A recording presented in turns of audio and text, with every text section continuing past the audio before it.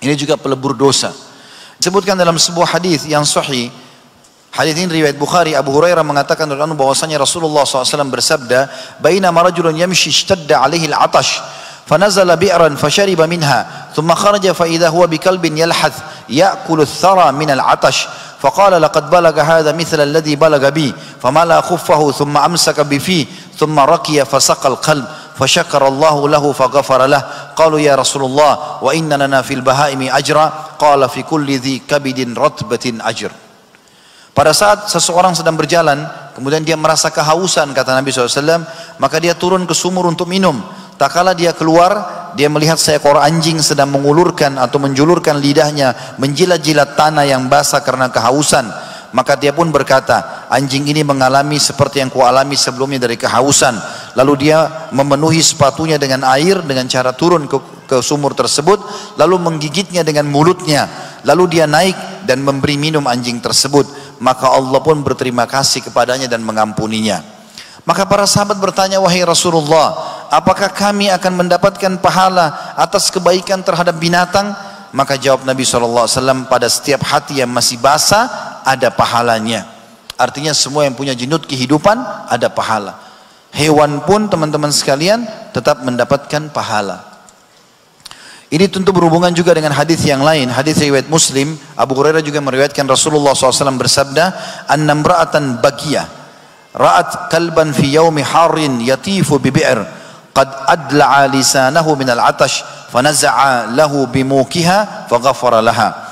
Ada seorang wanita pelacur melihat anjing sedang mengelilingi sumur pada saat hari sangat panas dan menjulurkan lidahnya karena kehausan. Lalu dia melepaskan sepatunya dan memenuhinya dengan air dan memberi minum anjing tersebut. Maka Allah pun mengampuni dosa zinanya gara-gara itu. Ya, dan ini menandakan luar biasanya bagaimana Allah Subhanahu wa taala berterima kasih kalau ada seseorang menjaga dan juga memperhatikan hewan-hewan, ya. Tentu di sini teman-teman, hewan-hewan yang dimaksud adalah hewan yang dalam keadaan genting seperti ini, ya, dan masuk dalamnya hewan-hewan yang diperintahkan untuk diternak. Kalau hewan-hewan yang dasarnya diperintahkan untuk dibunuh, maka itu tentu keluar daripada hadis ini. Seperti misalnya hadis Nabi SAW, ada 5 hewan yang harus dibunuh baik di wilayah haram atau di luar haram. Maksudnya wilayah haram adalah Mekah, Madinah, atau di luar haram. Kan di wilayah haram tidak boleh dibunuh hewannya, gak boleh cabut pohonnya, ya. Mekah sama Madinah itu ada hukum sendiri. Orang kalau buat dosa dilipat gandakan dosanya, kalau buat pahala dilipat gandakan pahalanya. Maka ada binatang 5 kata Nabi SAW dibunuh di wilayah haram atau di luar haram. Lalu Nabi SAW sebutkan tikus, ya.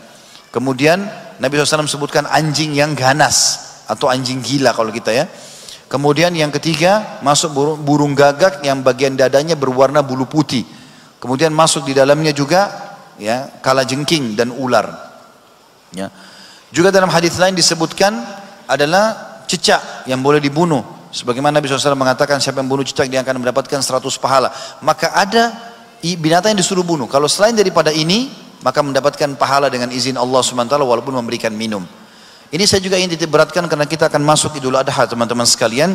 Di antara sunnah Nabi SAW adalah berbuat baik pada hewan. Perhatikan hadis Bukhari.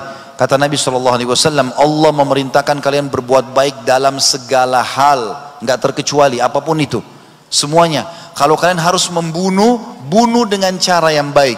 Di kancah peperangan berhadapan sama musuh, kalau kita sudah tusuk selesai, nggak ada lagi mutilasi, nggak boleh dicongkel matanya, dipotong kupingnya, nggak boleh.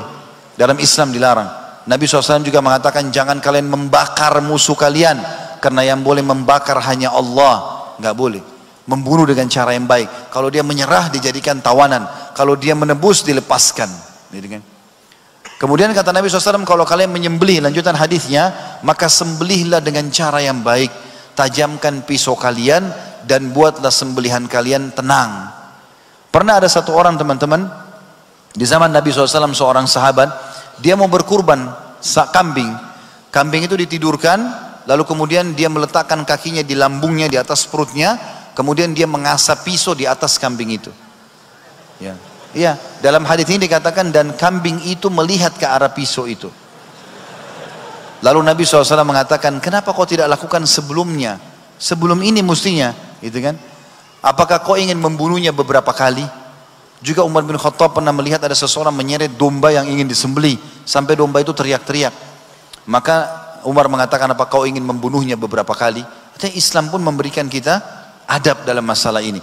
Kalau hewan kurban lagi makan, biarkan makan dulu.